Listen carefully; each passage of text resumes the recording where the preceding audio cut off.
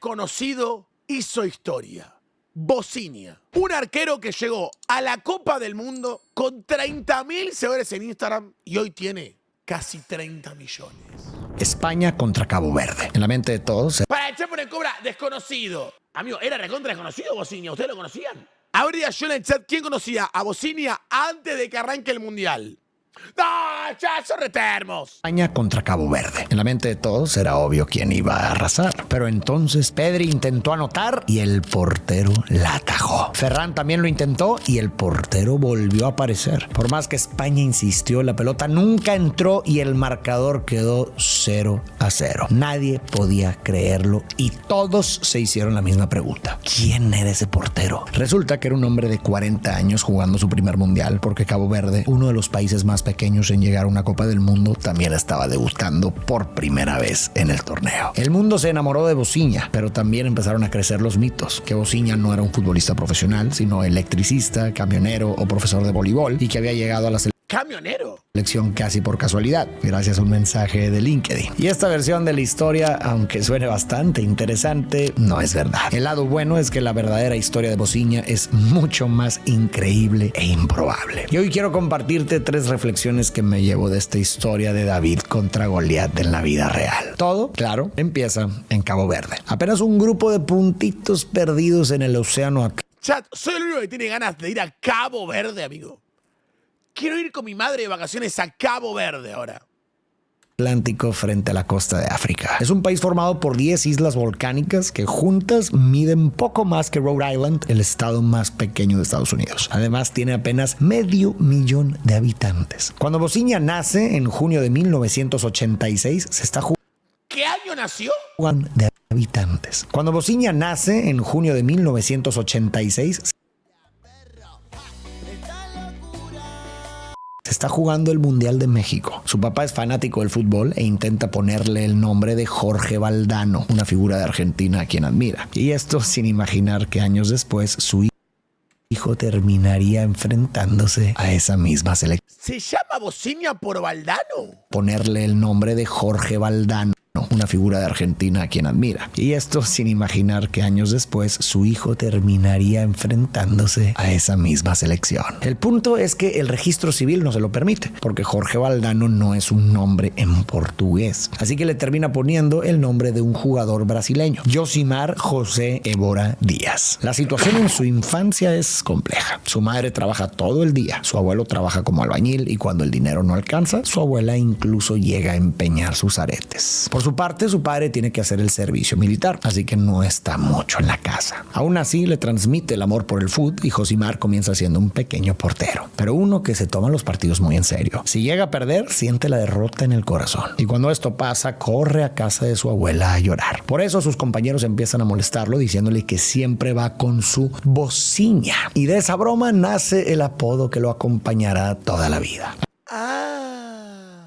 Al principio a él no le encanta, pero gracias a un suceso esto va a cambiar. Y ahí me dicen gordo, gordo, gordo. Al principio, chicos, basta, chicos, basta, chicos, basta. Y ahora ya van con gordo. En un momento vas a ver por qué. Cuando Bociña tiene 10 años, su abuelo cae en el alcoholismo.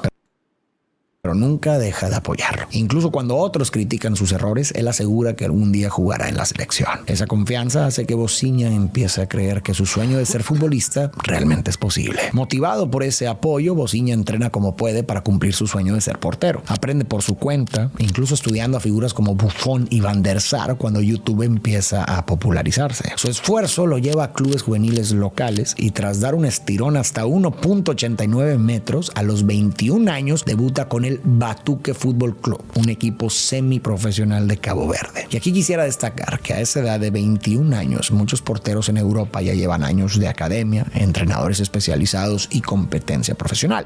Doranúa debutó en el Milan con 17, imagínate.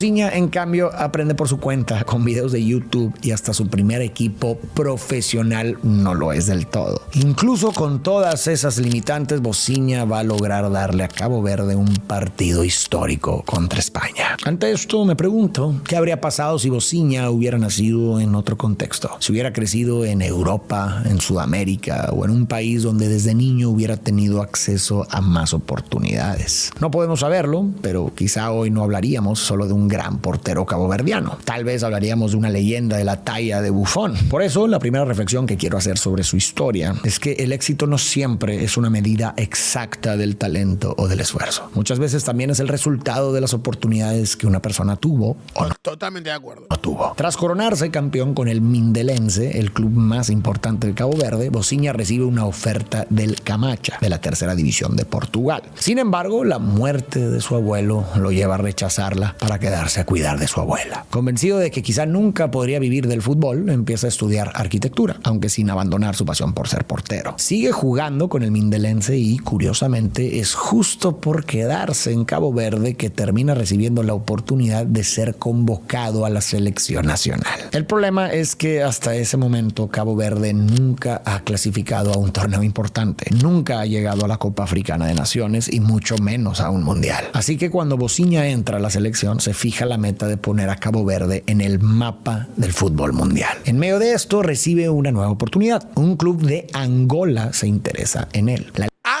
liga angoleña es más profesional y paga mejor, lo que le permitiría a Bosinha ayudar económicamente a su abuela. Así que acepta la oportunidad y se une al club Progreso Sambizanga. Al llegar a Angola, Bosinha descubre que su nuevo equipo ya tiene otro portero llamado Josimar. Así que para evitar convertirse en Josimar II, decide quedarse con el apodo de Bosinha. Pero esta vez ya no lo ve como una burla, sino como un recuerdo de su abuela. En el Progreso Sambizanga, Bosinha tiene la oportunidad de enfrentarse a equipos internacionales. Uno de ellos es nada menos que el Atlético Mineiro de Brasil, donde juega contra Ronaldinho. Al final, Mirá vos, boludo. Mirá vos. Pierden, pero para él ya es un experto. Jugó Bosinha contra Ronaldinho, ¿eh? Dato formidable. Experiencia gigante. Al mismo tiempo, Bosinha sigue jugando con la selección de Cabo Verde y gracias al desempeño del equipo consiguen algo nunca antes visto: clasificar a la Copa Africana de Naciones en 2013. Y no solo eso, en ese torneo llegan hasta cuartos de final donde se enfrentan a Ghana. Al final quedan eliminados, pero con los años Bosinha y su equipo empiezan a convertirse en una selección cada vez más competitiva y logra clasificarse a la Copa Africana de Naciones en varias ocasiones más. Pero recordemos que el gran sueño de Bosinha va más allá. Él no solo quiere que Cabo Verde sea respetado en África, quiere poner a su país en el mapa del fútbol mundial. Y para eso solo hay un escenario posible: la Copa del Mundo.